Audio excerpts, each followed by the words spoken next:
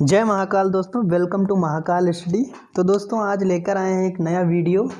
ठीक है, तो ये वीडियो जो है यंत्रों पर आधारित, किस पे कि कौन यंत्र जो है किस पे आधारित, जैसे ट्रांसफार्मर किस पे आधारित है या कौन कौन सी चीज़ है किस पे आधारित, बस इसी चीज़ पे वीडियो है। सबसे पहले हम मोटिवेशनल थॉट पे के बारे में बात करेंगे।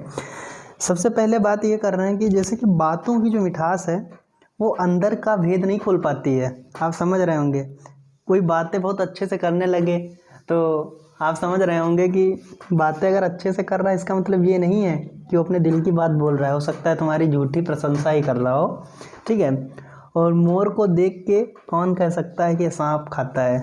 समझ लीजिए भाई, ऊपर की जो सुंदरता होती ना, ऊपर वाली नहीं, उस पर विश्वास नहीं करने वाला है आजकल आदमी जो होता है ना, पहले आपको क्या कहेगा, कहेगा आप बहुत अच्छे हैं, बाद में जब आप थोड़ा दूर निकल जाएंगे कहेंगे 4 साल से तैयारी कर रहे हैं भाई अभी तक सिलेक्शन नहीं ले पाए हैं, ये देखो बगल में ये ले लिए हैं। तो यही सब होता है। चाहे आप पढ़ने में कितना भी अच्छे हो, जब तक आप सक्सेस नहीं होते ना तब तक आदमी आपको उन नज़रों से नहीं देखता है। जब आप सक्सेस हो जाते हैं तो उनकी नज़रें जो होती हैं आपके ऊपर ऐसी पड़ती हैं तो बहुत मन में अपने सोचने लगते होंगे काश हमारे पास भी ऐसा होता। लेकिन जब तक नहीं लगेगी तो आपको मतलब एक तरीके कहते हैं बेवकूफ़ समझते हैं। तो दोस्तों इतना मेहनत करिए कि आप सक्सेस हो जाएं और ज़्यादा से ज़्यादा पढ़ाई करिए, क्योंकि बहुत सारे एग्ज़ाम्स आने वाले हैं तो इनमें आपको सिलेक्शन लेना है। तो ज़्यादा डिस्कस ना करते हुए सीधे हम आते हैं मेन पॉइंट पे। तो हमें सिद्धांतों के बारे में बताना है कि कौन सा जैसे कि संयंत्र है, किस पे यंत्र जो है किस पे आधारित है। तो सबसे पहले हम बात करेंगे किसकी, ट्रांसफार्मर की।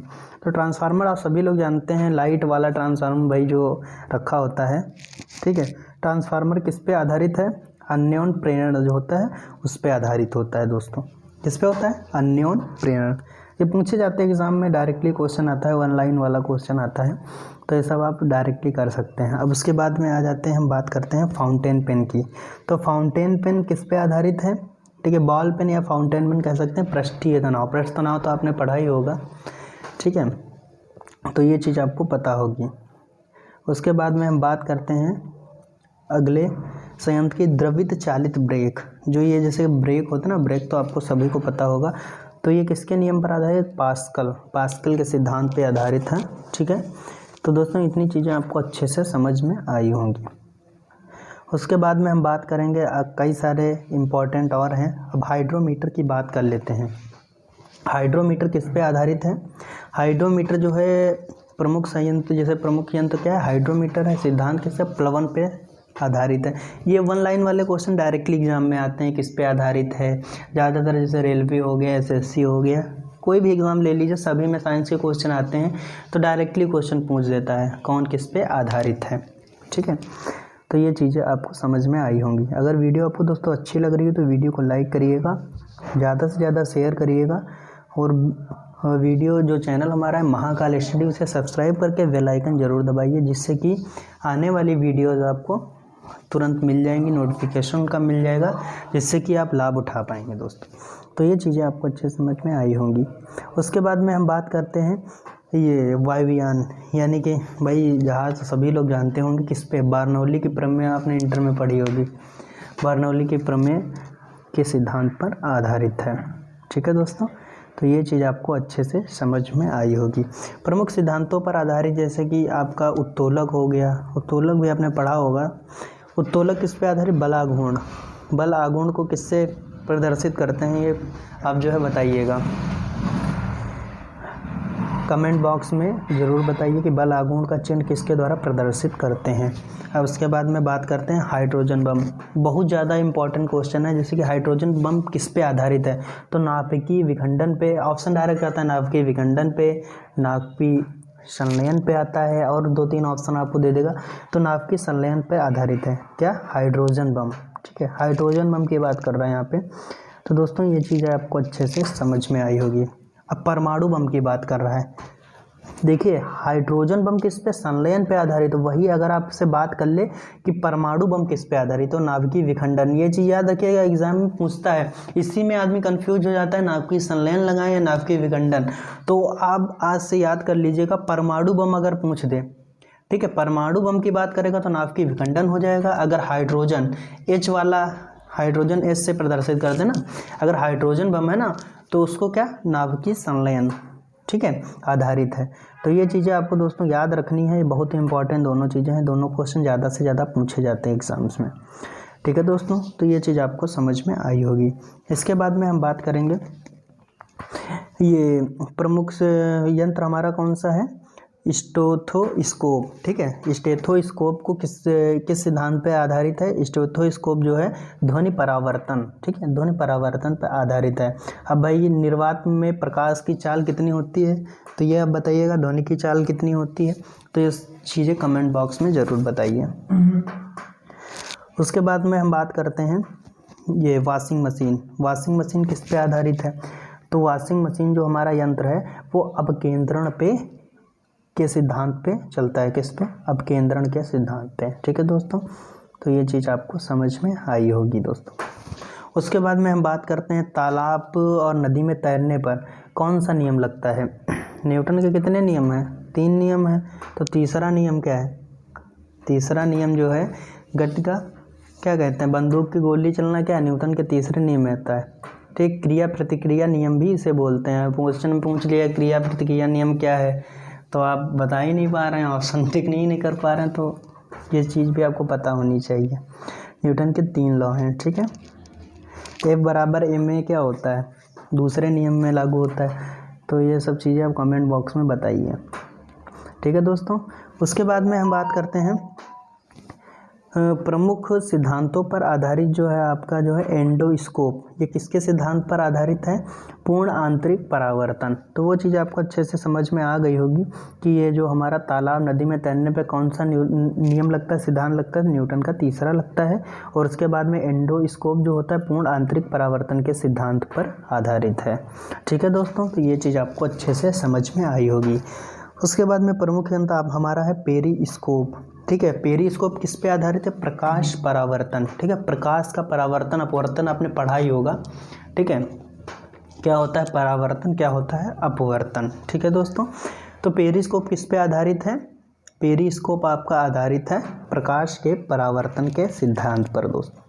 तो ये चीज़ आपको समझ में आई होगी दोस्तों। इसमें से देख लीजिए, अगर कोई भी एग्ज़ाम आपका आता है एसएससी रेलवे वगैरह का, एसएससी जीडी या एमटीएस चल रहा है जो, अगर उस एग्ज़ाम में इसमें से एक आधा क्वेश्चन आपको ज़रूर से ज़रूर एक क्वेश्चन देखने को मिलेगा कि किस पे कौन सा आधारित है संयंत्र, ठीक है।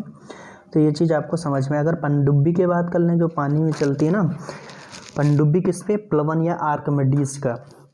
आर्किमिडीज का सिद्धांत क्या था, जब किसी वस्तु को क्या पूर्ण या किसी वस्तु को जैसे डुबाते हैं, जैसे कील ही होता है ना, कील फेंकते हैं आपकी डूब जाती है, लेकिन वही पानी का बड़ा जहाज जो है तैरता रहता है। तो किसके माध्यम से, आर्किमिडीज ने ही बताया था, ठीक है। किसी वस्तु को जब पूर्ण रूप से आंशिक रूप में डुबोया जाता है ना, तो पिंड के भार में कमी और पिंड द्वारा हटाए गए भार के क्या होता है, बराबर हो जाता है। इसीलिए क्या है, आर्किमिडीज ने यही कहा था। किस पे, इसी पे आधारित है। पनडुब्बी देखिए कितनी वजन होती है, अब कील फेंकिए, कील अगर फेंकेंगे तुरंत डूब जाएगी, और पनडुब्बी इतनी बड़ी तैरती रहती है, तो कुछ ना कुछ तो होगा ना उसमें, इसीलिए। देखिए हमारे पास और ये देखिए क्वेश्चंस भी आ गए हैं।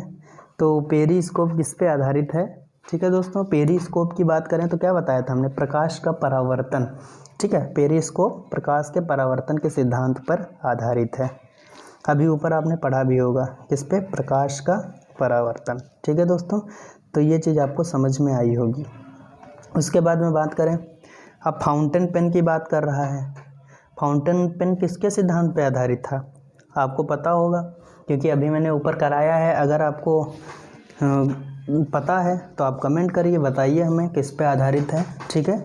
तो ये चीज़ें आपको अच्छे से समझ में आई होगी। आज की वीडियो ज़्यादा कोई ख़ास बहुत बड़ी नहीं है, लेकिन ये इतने ही इम्पोर्टेंट चीज़ें हैं जो कि इसमें से अगर आप अच्छे से एक तो तैयार कर लेंगे तो हो सकता है एक क्वेश्चन आपको फंस जाए, 1-2 नंबर दे जाए। इम्पॉर्टेंट चीज़ें हैं, इनको आप तैयार कर लीजिए और वीडियो को लास्ट तक ज़रूर देखिएगा, बहुत बड़ी वीडियो नहीं है।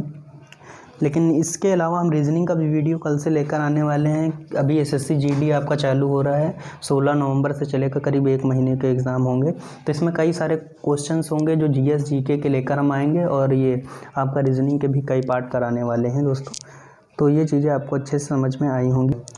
तो दोस्तों ये चीज़ समझ में आई होंगी, और एग्ज़ाम उठाए देखिए, कोई भी अलग से चीज़ें नहीं आती हैं। जो चीज़ें हमने कराई हुई हैं वही चीज़ें इंपॉर्टेंट हैं, वही चीज़ें आएंगी। अगर आप प्रीवियस ईयर, ये अभी पीसीएस का एग्ज़ाम हुआ है रिसेंटली, 24 अक्टूबर को हुआ है, 23 को हुआ है शायद, 24 को, हाँ 24 को हुआ है।